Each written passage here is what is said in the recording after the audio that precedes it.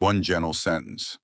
No melodrama, no shouting, just the truth, told softly, but it altered everything. If you've ever been forgotten by those in power, this tale will resonate. Press play to jump in. It started with a single sentence, whispered quietly, but it broke through the din like thunder. In a packed hall where applause generally rang out and rehearsed slogans floated on the air, something else occurred. A man did not shout. He did not wag his finger. He told the truth, plain and simple, and it struck harder than any newspaper headline ever could. Some claim it was the moment a nation awakened. Others simply recall how silent all became afterwards.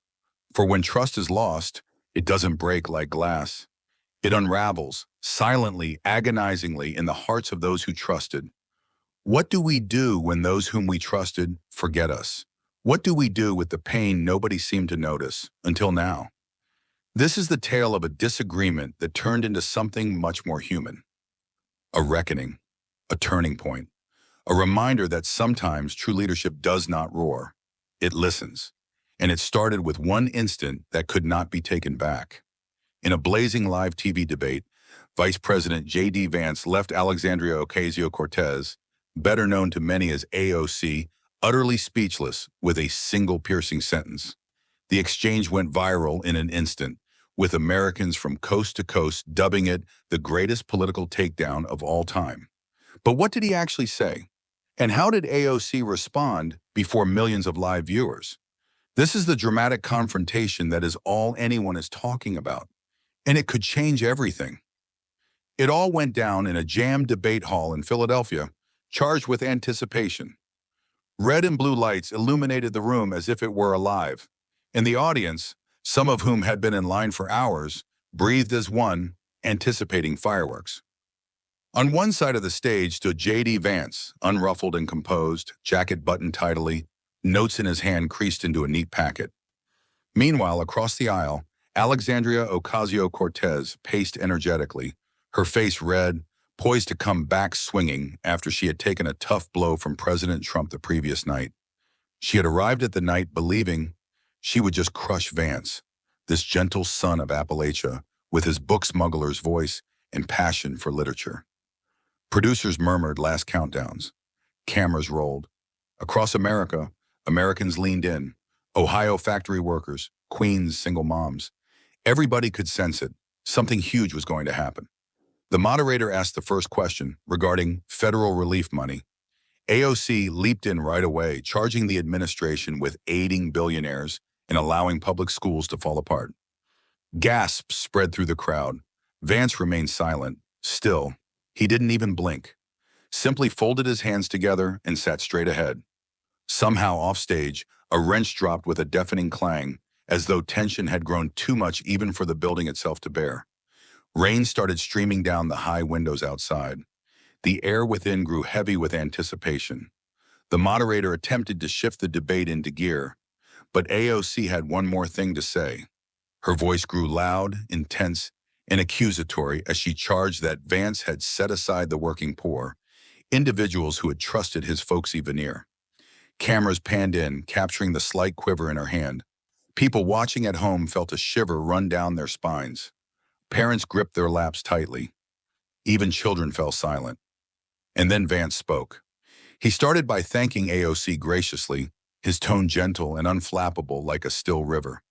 He discussed the bipartisan legislation he had voted for, helping vets, financing homes, fighting opioid addiction. But AOC interrupted him once more. "That's mere window dressing," she barked. "Explain to America why you allowed tax money to vanish into private pockets." She moved forward, close to stepping over the taped stage boundary line, her eyes blazing. Her sentences hung thick in the air, like pieces of glass. Reporters wrote furiously. A cameraman's hand trembled. Rain beat harder on the roof. Vance scanned the room, a room full of single mothers, veterans seated in folding chairs, even a high school choir in the balcony seats. He saw their faces, their weary but optimistic eyes, and he thought this wasn't politics anymore. This was about the truth. He moved forward, rested his hand on the podium, and spoke into the microphone. The audience was silent. Then, speaking directly to AOC, he declared, loud enough to ring out in living rooms nationwide, Congresswoman, the only cash that's missing tonight is the $12 million that you funneled to a shell nonprofit operated by your own chief of staff. The words struck like a bolt of lightning. Gasps erupted. One in the third row had her hand over her mouth and began to sob. Reporters halted in mid-sentence. AOC's entire body appeared to fold up on itself. Her face went completely white. Her mouth opened, but she made no sound. Vance went on, unflappable, unbroken. And every penny was intended for hurricane victims who are still sleeping on gym floors. Across the nation, hearts tightened. In a small Louisiana parish, a family that lost their home due to flooding sat silently in shock. Tears filled up. The moderator attempted to regain control, but the damage had been done. The air crackled with electricity. Phones erupted with breaking news notifications. Hashtags went, hashtag Vance exposes AOC, hashtag relief, money scandals, AOC, silent AOC, stood there, stunned, in caution. Her eyes flicked, searching for an escape route, but there wasn't one. Vance didn't rub it in. He didn't smirk. He just backed away and let the situation hang. Then the gates opened. News outlets trotted out old reports, forgotten news articles, and half-forgotten stories of suspicious money trails and a questionable nonprofit associated with AOC's staff. Those hushed investigations were suddenly front-page material. In Miami, an elderly nurse wiped her eyes, recalling that she had contributed to one of AOC's hurricane relief campaigns. Was it all a lie? She breathed. This was not political theater. This was trust, shattering in real time. Outside, the rain had ceased. But inside, the silence was deafening as ever. And J.D. Vance, he just stood stock still, calm, still, totally unfazed. AOC finally tried to respond. Her lips moved, searching for the right words. But all that came out was a dry cough and a nervous swallow. That's not true, she stammered. He's twisting the numbers. But the damage was already done. Vance didn't argue. He didn't raise his voice. Instead, he simply turned to the moderator and said, I'd be happy to provide the Inspector General's report right now. It's public. He reached into his folder and pushed a paper across the podium. One of the cameras zoomed in. There it was, in black and white. The name was partially censored, but the title was evident. Chief of Staff to Congresswoman AO. And below it, the amount. 11.8 million vanished. In one tiny hospital room in Mississippi, an old woman sitting in her bed in the corner started to weep. Her church had pleaded for emergency generators in the hurricane. They got 3 out of 58 homes. The moderator seemed speechless. Is this real? Vance nodded softly. Yes, ma'am. The audience didn't applaud. They didn't jeer. They sat there, many with tears in their eyes. AOC wheeled around, her back to the audience. Her shoulders quivered. Her hand clutched the podium so hard, her knuckles paled. She wasn't being assaulted. She was being revealed. And Vance didn't need to yell. The facts were coming through loud and clear. Security officers shared uncomfortable stares. The camera team was frozen. Even the moderator was speechless. AOC's eyes went wide, but there was more than shame on her face. It was terror.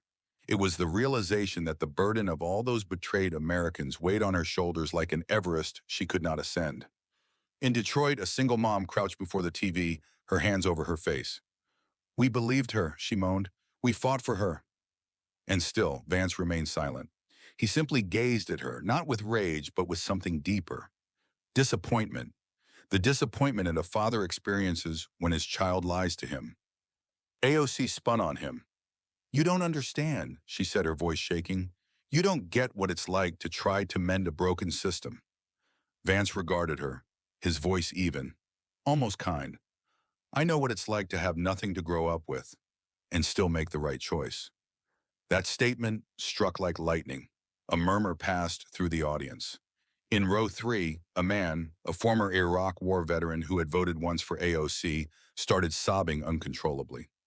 Outside of the studio, individuals were gathered, not to protest or cheer, just to remain silent.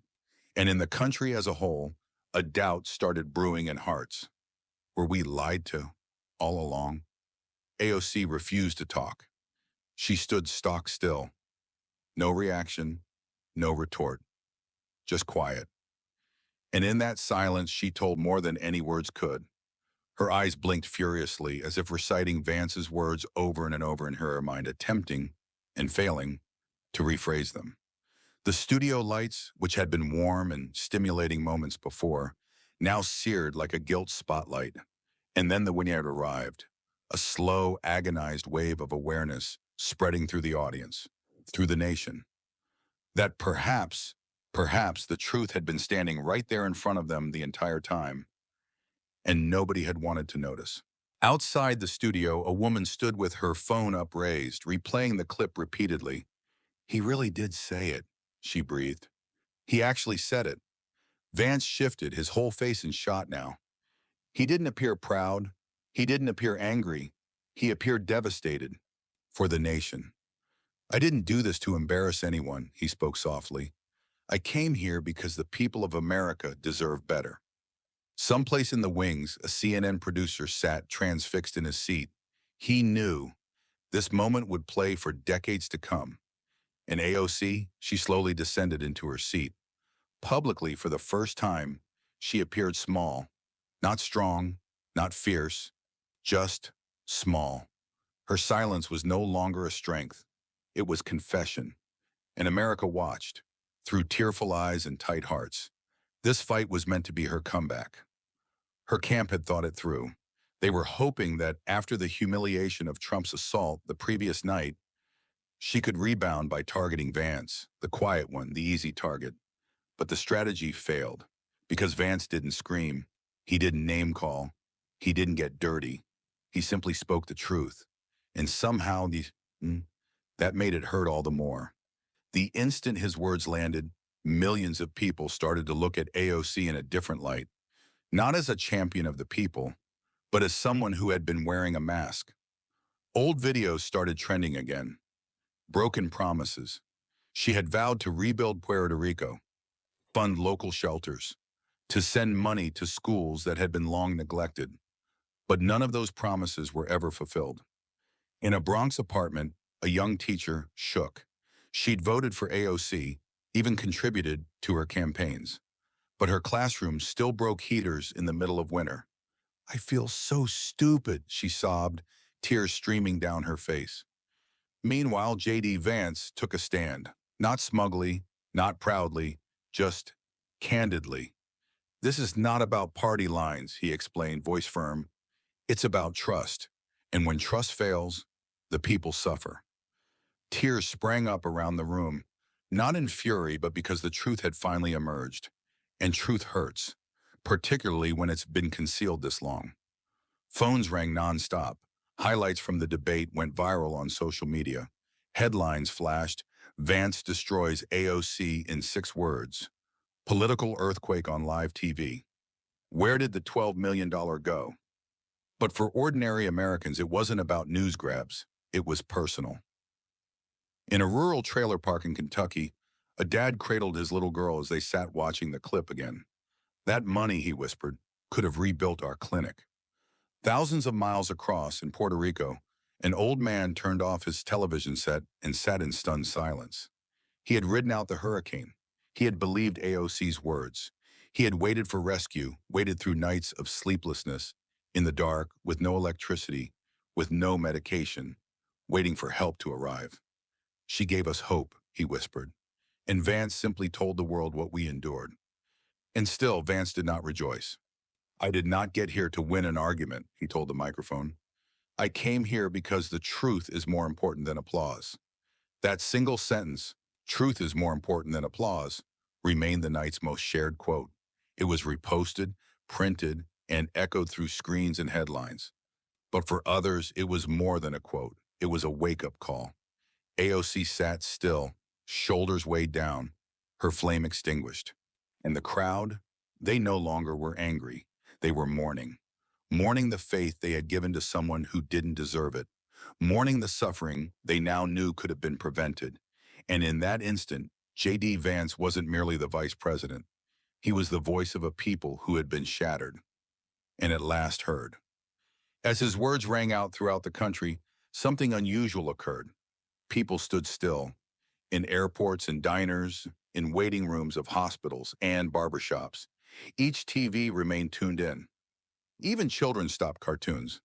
Something about Vance's voice, firm, articulate, full of gravity, cut through all the distraction. No finger pointing, no shouting, only truth. And AOC? She was speechless. She sat stock still, shallowly breathing. It seemed as if the whole world was crumbling around her. For the first time in her life, Alexandria Ocasio-Cortez was defeated, not because she lost a debate, but because millions now saw her clearly, without the slogans, without the speeches, without the shield. A news ticker scrolled beneath the screen. Breaking: DOJ opens inquiry into AOC's nonprofit dealings after Vance bombshell. The moderator, shaken visibly, turned over to her assurance. Congresswoman, she asked in a soft voice, do you deny this report? AOC blinked, lips quivering, and then, with the weakest response of her career, she said, I have to address my staff. But too late. Throughout the nation, folks started crying, not only in anger but in grief. Grief that they had trusted in someone who didn't trust them. And Vance remained motionless, quiet, firm, allowing the truth to shout louder than any ovation ever would. As the camera drew closer to AOC's face, Americans across the country didn't merely witness a politician caught in the crosshairs. They witnessed their own recollections of promises broken, of hope tantalizing and taken away, of nights they waited for rescue that never arrived. Maria, a nurse from San Juan, recalled standing up to her waist in floodwaters, waiting for supply vehicles that never arrived. James, a single father in Detroit, recalled sending AOC's office 5 emails regarding the mold in his daughter's school. He never heard back. Old news clips started playing on every network. AOC promising disaster aid, slamming Republicans, swearing she'd always fight for the poor. But now the truth had surfaced. The money had vanished. The dots, long scattered, finally connected. And J.D. Vance was the one who connected them. The crowd in the studio, once divided, cheering one side or the other, was now united, in sorrow. A young man rose up and shut his eyes, voice trembling. My grandma passed away waiting for that money. The security moved forward to act as a buffer, but Vance raised his hand softly. Grant him an audience, Tony said. The man wept. We had no electricity for months. We gave to her appeal. My grandma believed the assistance was on its way. His voice broke, but it never arrived. The whole room was left in shocked silence.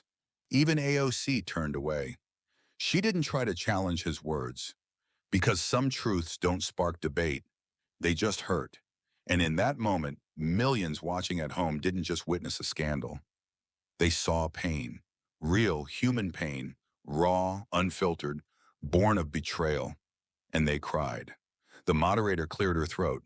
We'll move on to closing remarks. But AOC didn't say a word. She just stared at the table, her voice gone, stolen by shame. And then J.D. Vance came forward, addressing not the moderator, not the stage, but the camera, to the people. I know you're exhausted, he told them, exhausted of speeches, exhausted of being exploited, exhausted of being ignored. He paused, breathed in deeply. But tonight, you heard. Tears filled eyes across America. Mothers wept in kitchens. Veterans nodded through tears in wheelchairs. Even press corps journalists quietly brushed away tears. J.D. Vance hadn't been there to win an argument. He was there to mend something deeper. I didn't come here to battle a politician, he told me. I came here to stand for the people who've been deceived. Then he nodded again, still eyes glued on the camera. If we're going to repair this nation, we need to begin with truth, even when it's painful.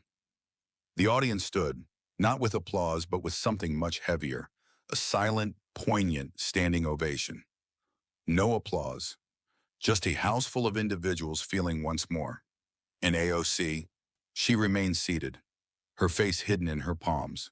The woman who once rallied crowds with passionate language was now still. The debate concluded. But what Vance initiated was only beginning.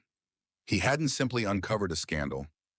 He had opened up an old national wound, one too long overlooked, and tenderly placed America back in the position of being strong enough to deal with it. The cameras went out, the lights died, but the heaviness in the room remained. Heavy like air after a summer storm, the kind that soaks everything, even after the thunder has moved on. AOC walked off the stage slowly. Her hands shook. She did not look out at the audience. She did not thank the moderator. She simply walked off the stage. The hush as she exited was not hateful. It was worse, disappointment. The kind you have when someone you thought in turns away. In the wings, her staff scrambled. Phones rang, voices ran into each other. "We need to spin this," one aide grumbled. Another shook their head. "We need a miracle." But there was no spin. Not tonight. Sound bites of J.D. Vance's words filled the air. On news websites, in podcasts, circulating through group chats. Even teenagers on TikTok were recreating the moment, lip-syncing his hushed, heartbreaking words. And while AOC went into hiding behind the curtains, Vance walked quietly down the hallway.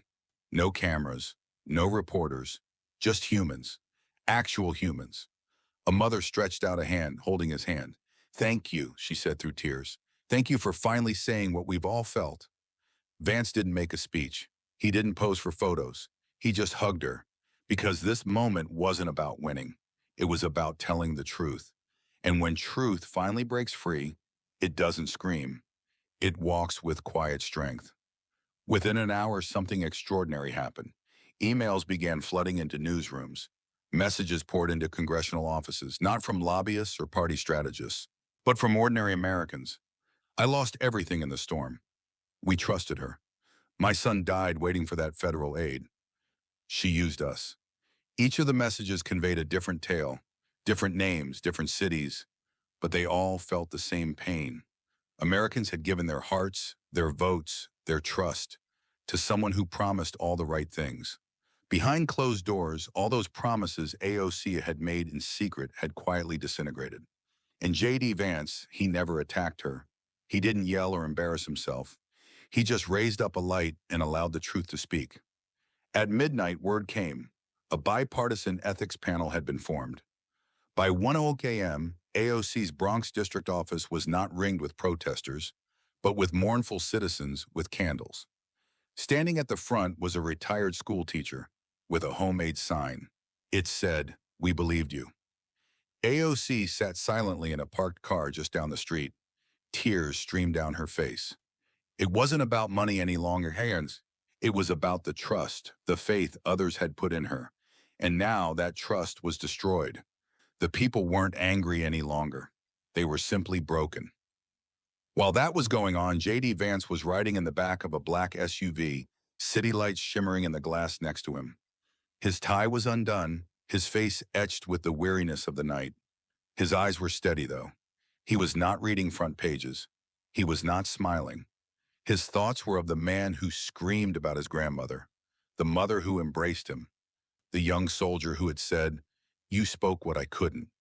The driver glanced over at him in the rearview mirror and softly said, "Sir, you did it with class." Vance nodded slightly. "I wasn't attempting to do anything," he said. "I just couldn't remain silent any longer." As the car coasted to a stop at a red light, on the corner stood a homeless woman holding a cardboard sign, "Still waiting for help."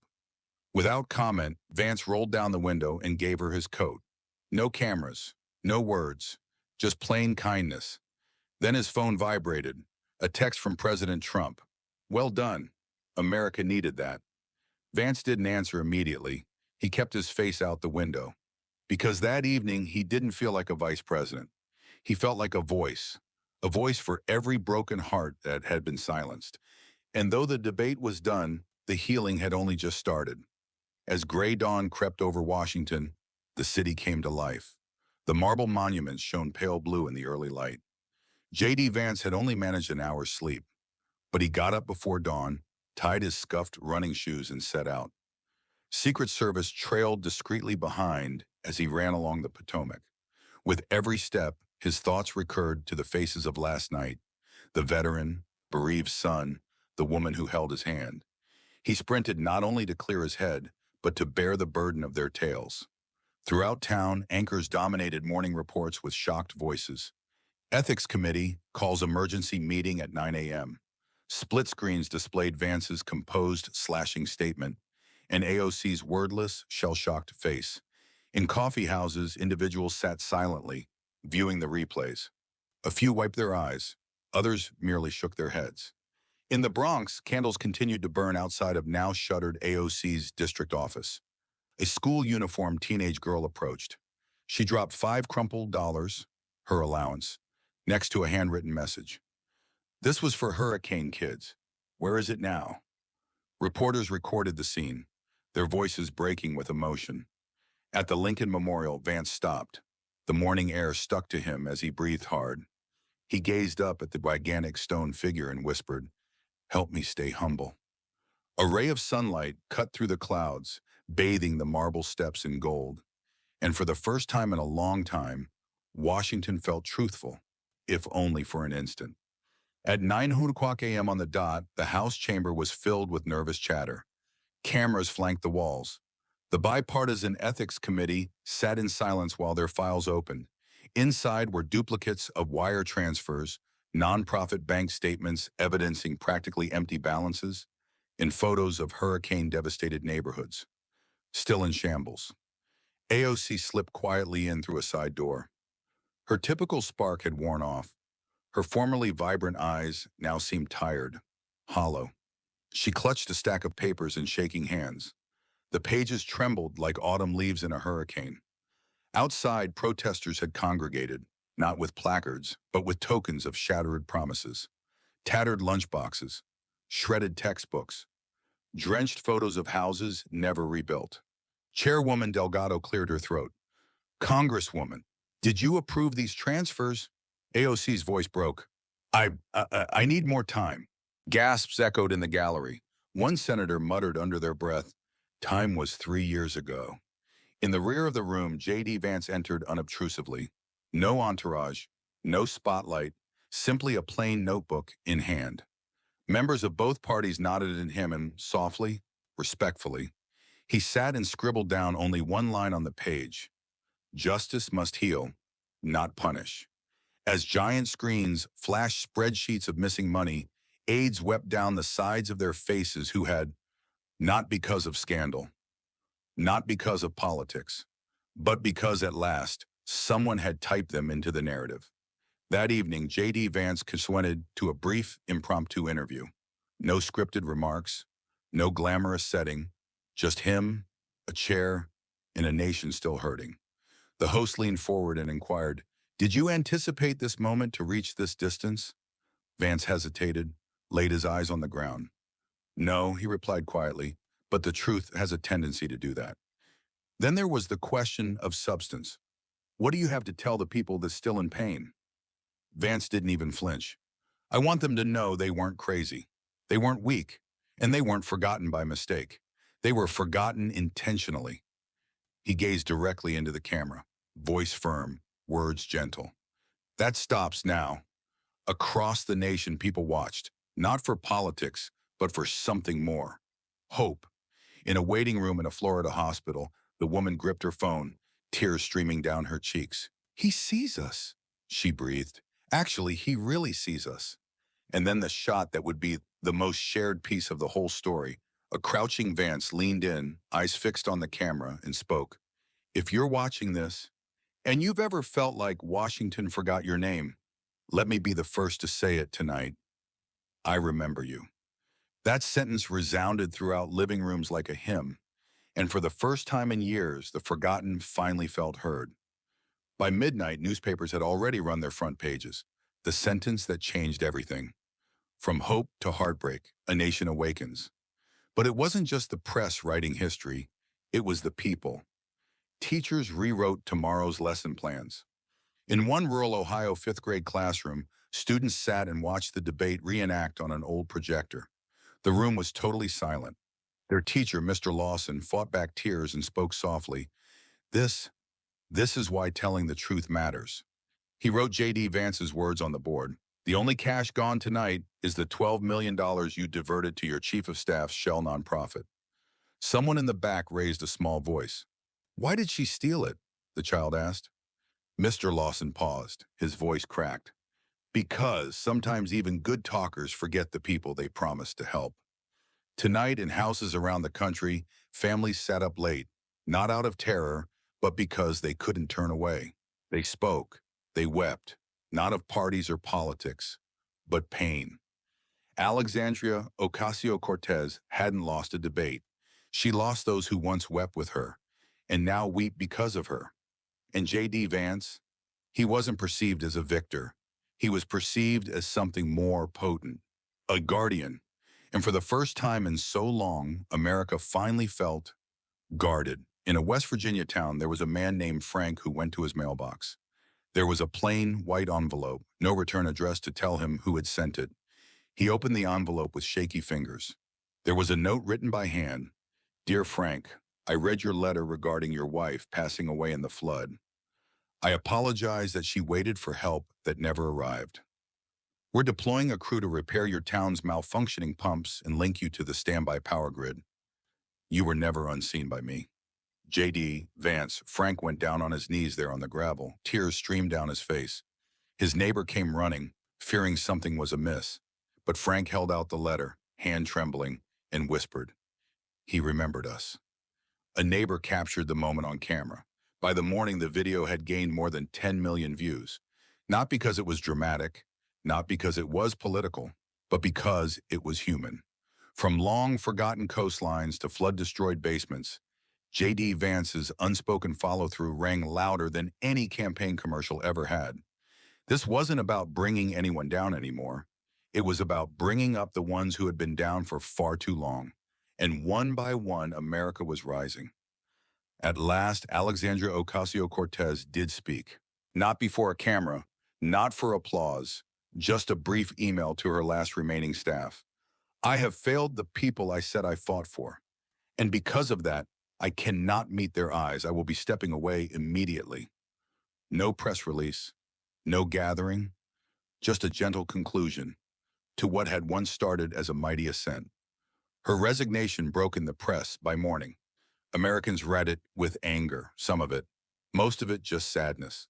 In a Brooklyn coffee shop, a young woman who once canvassed for AOC sat at a side table, reading the statement on her phone.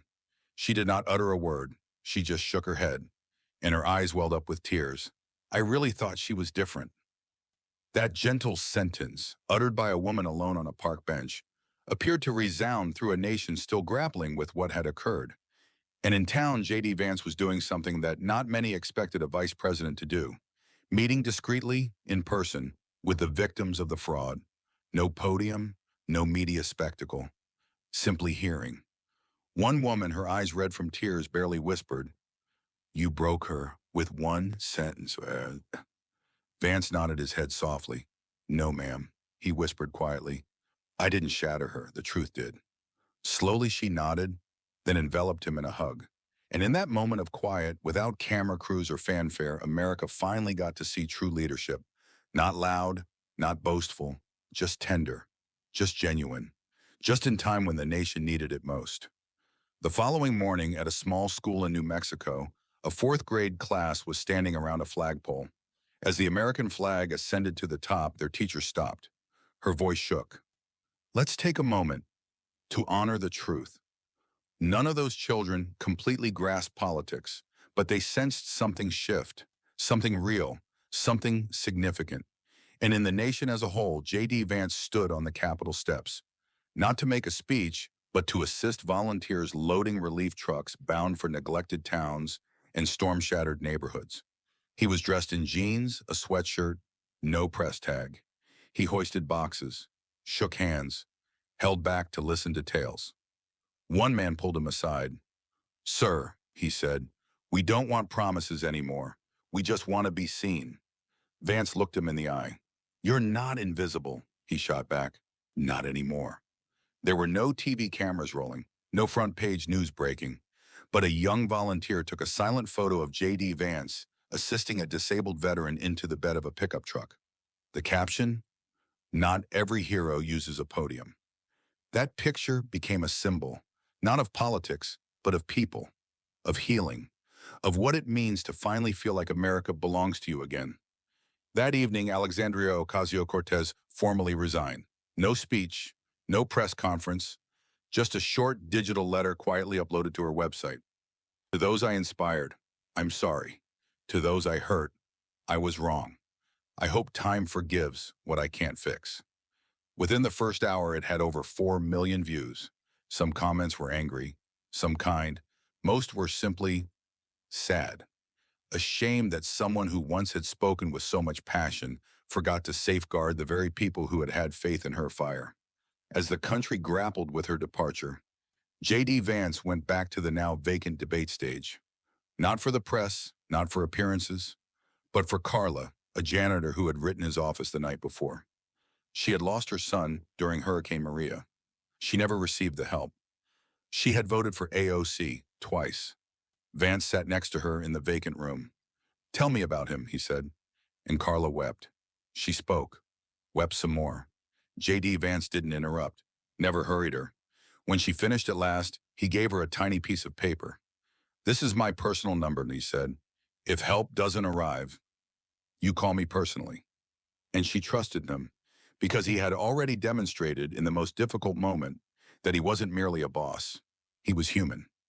The day after, it rained, soft and steady, as if the sky itself mourned, and across the country, Americans listened for one last moment. Vice President J.D. Vance in the White House Rose Garden. No podium, no teleprompter, just him. In his hand, a creased photograph, a family rendered homeless by floods. His voice broke as he started. "I didn't speak that sentence to win. I said it because silence has taken enough from us already." He stopped, looked straight into the camera. "I will never forget the people's faces I've seen in the last 24 hours. The suffering, the resilience, the dignity of individuals who deserve better than apologies." He raised the photo. "This is whom I am fighting for, and I will not cease. I will not." Mothers wept in kitchens. Veterans nodded from wheelchairs. Kids sat quietly next to their grandparents, who whispered, "Maybe this country still has a chance." And out of that unity and grief, something lovely emerged. Hope. Real, raw, tear-stained. The broadcast ended, but the moment remained. And now, dear viewer, if this story moved your heart, if you experienced the pain, the truth, and perhaps even a spark of hope, please like, comment, and subscribe. Let the world know that truth still matters and that you were here when everything changed. Comment where you watched from. We're building something honest together. Sometimes the most difficult truths come not in rage, but in silence. And when they do, they compel us to look within, to revisit the promises we have made and the ones we have broken. We all encounter times when the right thing to do is quieter than it ought to be, but those quiet decisions define who we are. If this story touched something inside of you, perhaps it's because you've been carrying around your own form of betrayal, or perhaps, like so many of us, you've been the one who remained kind when the world wasn't. Whatever, what's truly important isn't who wins the argument. It's who still shows up honest, even when it's difficult. So tonight, hold tight to the power of truth, of grace, of just being human. And perhaps, just perhaps, let it serve as a reminder that it's never too late to start anew. NetDrail wasn't just political. It was personal. Like learning something holy had always been a lie. And all around the nation, America held its breath. Understanding this wasn't left or right anymore. It was about human failure and shared heartbreak. That night, candlelight vigils popped up coast to coast. Atlanta, Des Moines, El Paso. These weren't political demonstrations. They were councils of mourning. The people knelt in parking lots of churches, city parks, with pictures of loved ones, flood victims, displaced elderly, children still waiting for schools to be repaired. The debate hall in Philadelphia was empty. The marquee was darkened. But below it, hundreds sat, sitting on the sidewalk. A boombox played the clip repeatedly, Vance's six-word epiphany repeating itself over and over. With every replay of Vance's words, just rose like a slow, sorrowful hymn. Inside the White House, President Trump summoned J.D. Vance to the Oval Office. "They're hurting," the president said softly. "What's next?" Vance didn't pause. We tell them we're not finished. He outlined a strategy, emergency audit of all relief monies, direct assistance to impacted communities, and a tour of apologies nationwide, not by AOC but by the administration, to demonstrate that government still cared. Trump nodded. Make it happen. Vance worked all night writing out the plan until his eyes ached. In signing off, he included one last sentence in bold print. Every dollar will be tracked in daylight. Across the nation, families huddled around TV screens to stay up all night watching the news.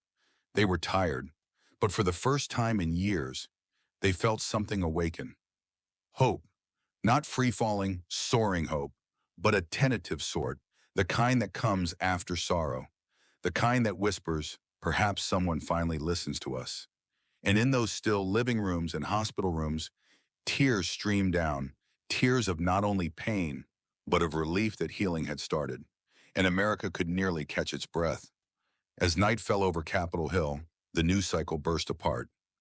Major networks preempted their evening programs just to replay the entire debate. Commentators, left, right, and center, were speechless as Vance's voice rang out once more. The only money missing tonight is the $12 million you redirected to your chief of staff's shell nonprofit while hurricane victims slept in flooded gymnasiums. On screen, AOC's once passionate face reappeared, tear-stained, empty, and silent. No one clapped with delight. No one cheered. A single mother in Houston sat next to her son's ventilator, sobbing. She had sought hurricane aid 3 years before. She got nothing. That money was for us, she breathed. In a Michigan diner, a truck driver set down his coffee, rubbed his eyes, and spoke to the waitress. I used to trust her. I said my daughter AOC cared. The betrayal was intimate, profound, and crossed every political boundary. J.D. Vance, meanwhile, said nothing in public that evening.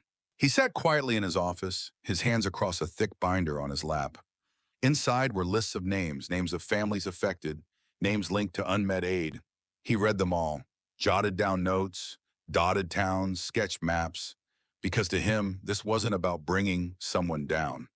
This was a reckoning, and it was just getting started.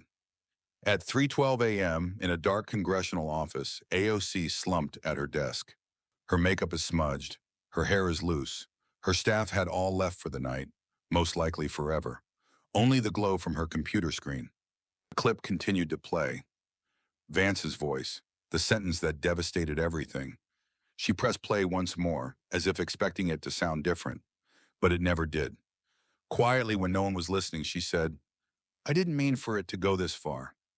But it had, the shortcuts in funding, the backdoor deals, the smiling speeches, all in the face of relief funds disappearing. It had gone that far. She took out her phone, her thumb hovered over the Go Live button on her social media page. But she couldn't meet the people, not after what had been exposed. She put herself in the office bathroom instead and wept. On the streets outside the building, a single man stood with a sign. We trusted you with our pain. And deep down, AOC at last understood. This wasn't politics. This was a moral collapse. And no amount of quiet could spin that away. By dawn, synagogues and churches opened early. Schools lowered their flags. In both red and blue towns, folks didn't bicker. They grieved. They grieved lost dollars, grieved shattered trust, grieved the years spent standing up for someone who, in the end, stood up for no one. In New Orleans, a mother stood in the flooded gymnasium of her child's school. She stood behind a podium, and through tears she said, had one bathroom for 60 children, thought help was on the way, thought she was. And then she cried so bitterly, she couldn't even stand anymore. The clip became viral. J.D. Vance viewed it from his office. He didn't comment, he didn't tweet, he didn't hold a press conference. He just put his hand across his heart and murmured, I'm sorry they had to endure this. He didn't brag. He didn't say, I told you so. He simply kept moving forward, calling for emergency funds to be redirected straight. No intermediaries, no charities. Later that same day, Congress approved the Sunlight Act, a bill Vance had written overnight. It mandated every public dollar to be traced online, line by line. The room burst into applause. Even Democrats rose. Because for once, this wasn't about politics. It was about doing right by the people who'd been overlooked. By lunch the following day, networks waited for AOC's much-hyped press conference. Dozens of cameras trained on a solitary podium outside her New York office. Was she resigning, apologizing, denying it all? Journalists glanced at their watches. She never arrived. The podium remained vacant. Inside, AOC sat isolated, gazing into a black TV screen in vain.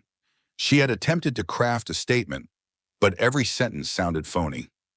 I attempted to do well, she breathed into the quiet. But the other voice within her, the one that couldn't be manipulated, replied, good doesn't hide money. Good doesn't leave children in shelters. The crowd outside the waiting throng wasn't raging. They hurt. An elderly woman stood with a sign. My son passed away in the darkness. You promised us light. The moment went on the air. Millions of viewers looked at the vacant podium and comprehended. This wasn't simply a forgotten speech. This was a trust shattered. In Washington, J.D. Vance sat there too. He shut his laptop, let out a deep breath, and muttered, the silence speaks louder than words ever could. And America, gazing through tear-dampened eyes, nodded. At 4:13 p.m., the White House released quietly on their site a letter to the forgotten. No press conference, no puffy slogan, just one PDF link on J.D. Vance's government website. In minutes, it blew across the internet. It was written by hand, not typed, not composed. It started, to every American who waited for help that never came, I'm sorry. He admitted the failed system, the neglected towns, the shelters left to decay while politics unfolded in marble-hallowed halls. I didn't come into politics to win debates, he said. I came because I grew up in places that were always promised help, but never got it. I witnessed my neighbors wait to die. I am not going to let it happen again. The last two lines are, truth hurts, but it also heals. And now we heal together. No slogans, no logos, just truth. By nightfall, the letter was published and posted on church bulletin boards and post office walls. In one church in Alabama, a minister read it aloud during worship, and the congregation wept together.